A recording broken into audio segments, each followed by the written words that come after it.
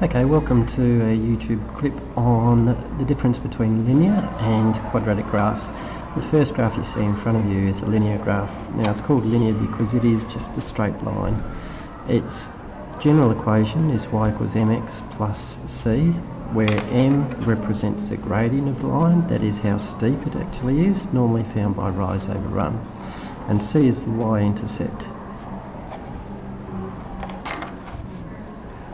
So there we have them labelled. Okay, moving along now, what we can look at is a curve graph. Now we saw these in the graphmatic clip, they're called quadratics, and they are formed by the equation y equals x squared in its basic form. Now we also played around with different things and in terms of how we could transform these graphs, and in general we can go via this equation here. So the A value represents the dilation in the y-axis. You might remember when we used this, we made the graph either flatter or steeper. The bigger the number, the steeper it was. If we made A a negative number, we actually got it to do an umbrella shape.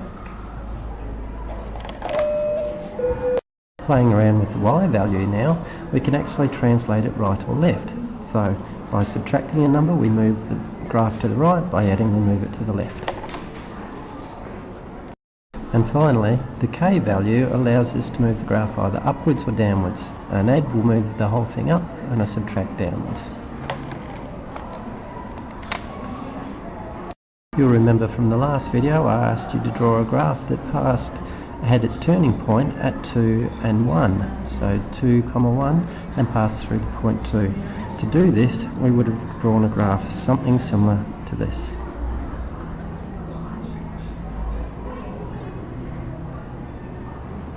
So the turning point is 2 across and 1 up, and we've got it dilated in the y-axis in order to pass through 2.